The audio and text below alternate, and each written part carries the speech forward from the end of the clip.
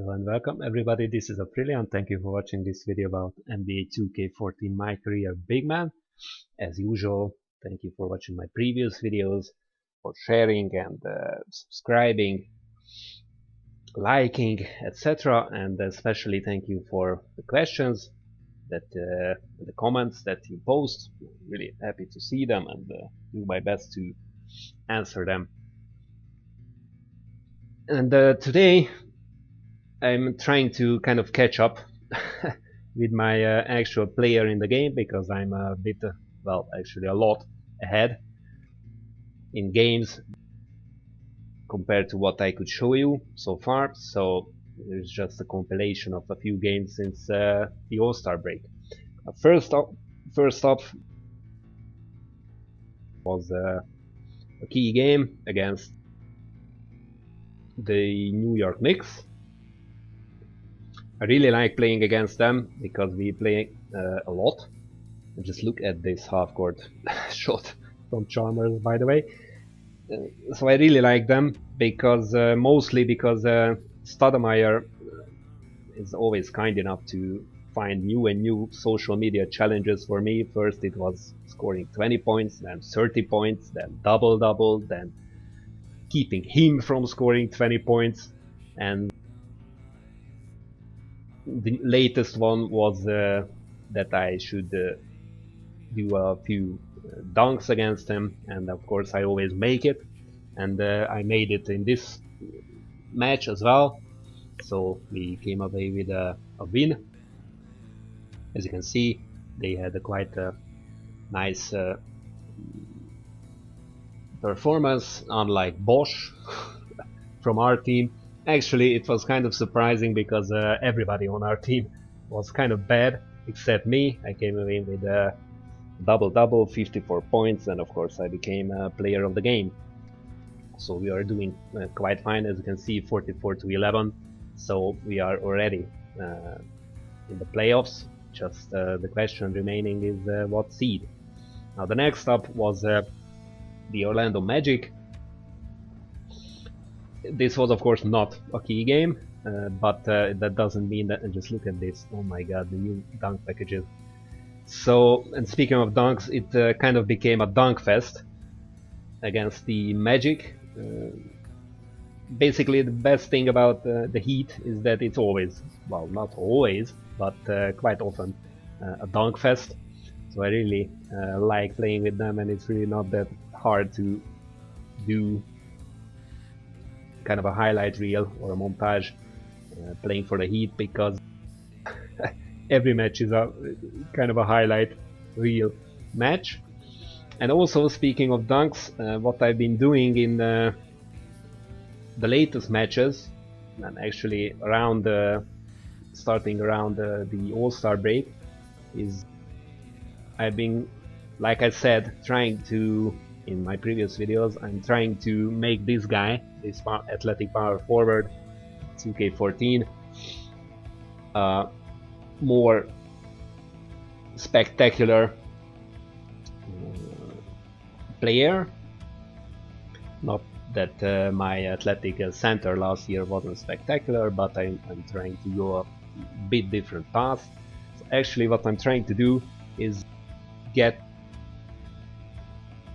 the highlight reel signature skill, which means that of course first you have to get to 90 dunk. Again, just by the way, just look at that, Chris Bosh 0 points, thank you very much. So I'm not a great fan of Chris Bosh, but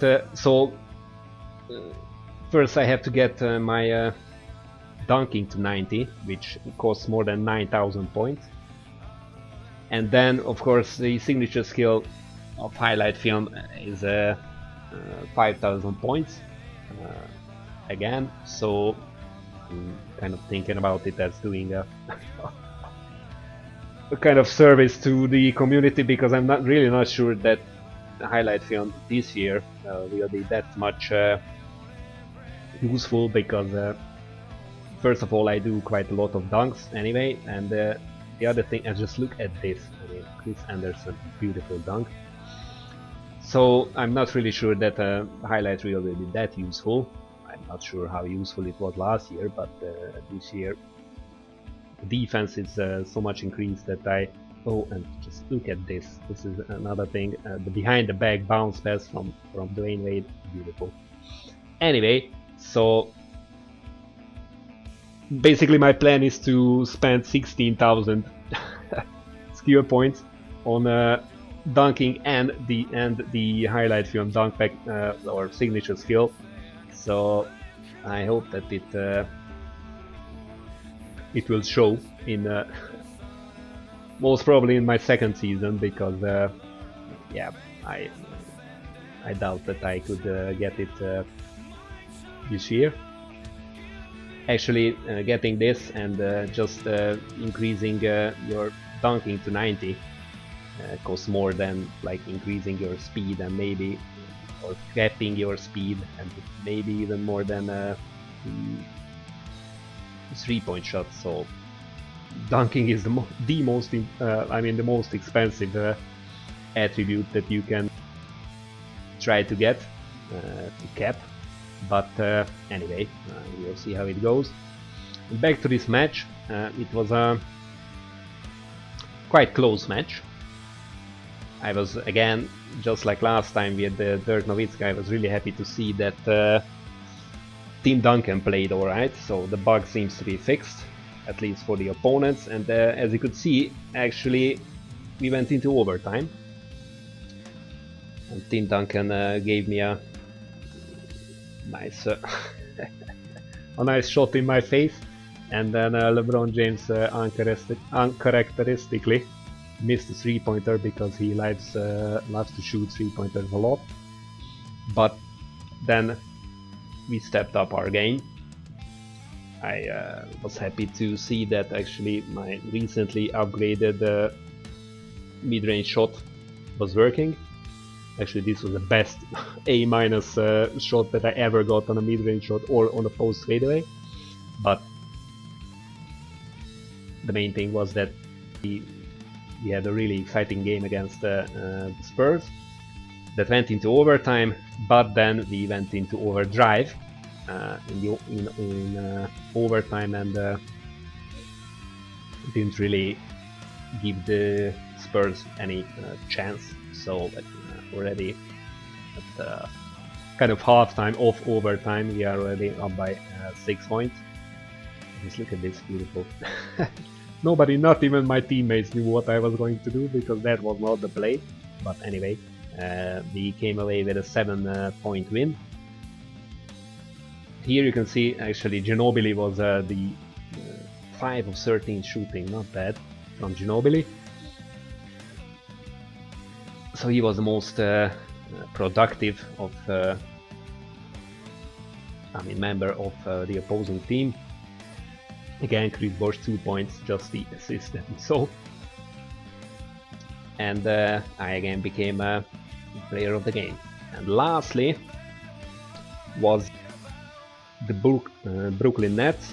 Last year I really didn't like to play against them, because as you might remember, I even made a video about them, that they were overpowered, because I believe the reason was that they were partially owned by Jay-Z, who was the producer of the game, of course, last year. So I didn't really like them. But to be honest, the thing about them was that just look at that, Kevin Garnett falling for his own his own signature kind of dream shake.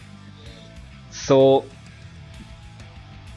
last year the Brooklyn Nets were just so they were a tough team, but they had a really nice defense. So they were, it wasn't really cheese or cheating last year, even though I felt like it. And just look at that dunk again. So they had a really tough defense. They weren't really cheating, so there weren't really that many turnovers against them or something like that, but their defense was a bit overpowered. but this year it's not. So even though they have like the legendary defender in Kevin Garnett and other guys as well, their defense has decreased in the game. So again, that's kind of a proof that last year it was because of Jay-Z, and this year because first of all, he's not the producer of the game, and again, just look at these assists. These no-look passes from LeBron. So this year Jay-Z is of course not a producer, and as I understand, he actually sold his minority share in the Brooklyn Nets. So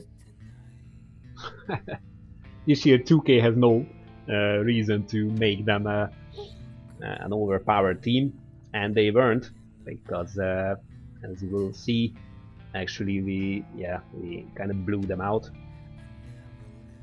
They had an okay performance individually, so Deron Williams, Paul Pierce, as well. Lopez, Garnett, 6 points, a bit too low, but that's okay, I guess. So there was no problem with them.